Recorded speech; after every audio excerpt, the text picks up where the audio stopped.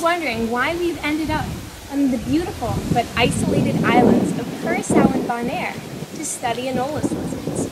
Well, here we are observing two species that are found only in this region. And these are two of over 400 species of Anoles lizards.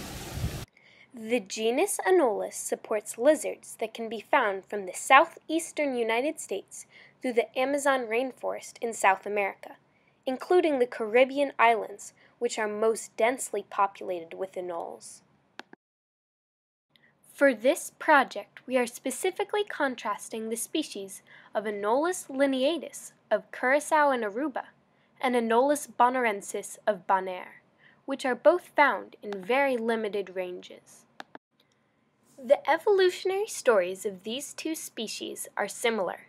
They are both descendants from mainland ancestors. So the question at hand is whether these species have more in common with their mainland ancestors or each other.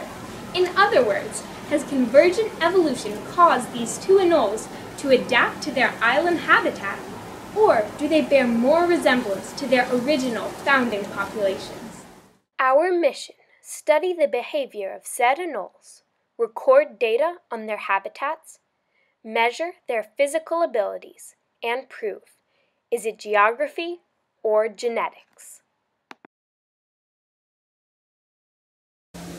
We take data in the field first by taking measurements of the lizard's perch, such as its perch height and the diameter of the perch. And we also take data by marking down specific information about the lizard, such as its sex, the location, the time we started filming, the date, and its field number. And finally, we use this apparatus called a densiometer, which allows us to see how much open sky the lizard can see from its perch. We're currently videotaping lizards so that we can now go back and analyze the film to look for their behaviors. Some of their behaviors include running, walking, crawling, sitting, pooping, mating, eating, and jumping. Here are some examples of common behaviors taken from footage we captured in the field.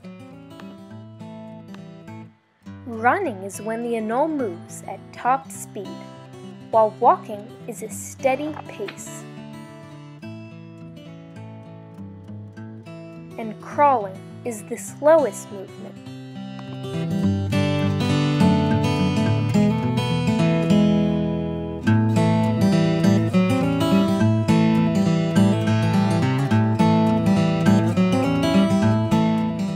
Males, and less commonly females, display by bobbing their heads and showing their dewlaps.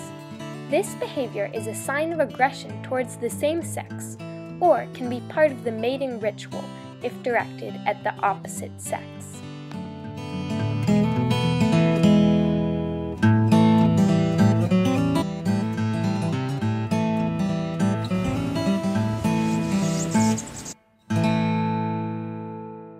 Now let's explore the differences between the two species. First, we'll examine the physical characteristics of Anoles bonairensis. Then, comment on the asymmetrical dewlap of Anoles lineatus.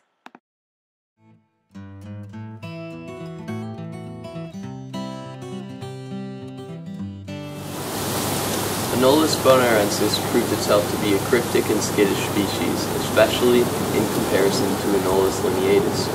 The mottled grain black bonairensis fit into the trunk-ground ecomorph, although interestingly enough, their legs were shorter in relation to other trunk-ground ecomorph anoles. Well, we found most Anoles bonairensis on the trunk of a tree or on the ground beneath it. We did find some up in the palm fronds of the tree or at the top.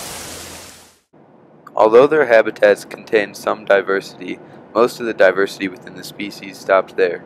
Males and females were virtually non-dimorphic, with the only difference being males had a larger yellow dewlap than the females. For instance, in this clip, you are looking at a male in the foreground and a female in the background, with the only way being able to tell them apart the dewlap of the displaying male. Otherwise, size and color remained very similar.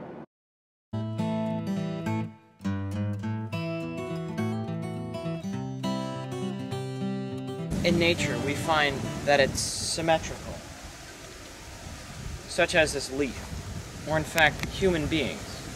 However, one rare species of Anoles lizards, Anoles lineatus, has an asymmetrical dewlap, with one side predominantly white over the other. The Anoles lineatus is only one of 400 Anoles species, and is the only one which has an asymmetrical dewlap. It is located in the Caribbean islands of Curacao and Aruba. After analysis, we found that the Anoles lineatus were much more left side predominantly white than we had thought. After studying 142 samples of both male and female, we found that 105 of them had this left-sided quality, meaning that for every one right-sided Anoles lineatus, there were at least 3 left-sided ones. This data that we have collected has many possible inclinations. Here to discuss these and how they were used in an experiment is Professor Jonathan Losses of Harvard University. So Anoles lineatus has an asymmetric dewlap. One side is orange, the other side is white. Sometimes it's the left side that's white, sometimes the right side. Our question was, do they show one side preferentially to other lizards? Do they usually show the white side or the orange side? To test this idea, we put a stimulus animal in front of adult male Anoles lineatus, and we recorded which side of the dewlap they showed, the white side or the orange side. What we found was that about 2/3 of the lizards showed their white side to the stimulus animal. Now, this result was not statistically significant, but it certainly was suggestive of a preference for showing the white side. However, our team is just now getting started analyzing all the data we've collected in the field. We hope to soon answer our original question on whether these species share more characteristics with each other or their mainland ancestors. We're sure that the data we've collected will yield some valuable and interesting conclusions.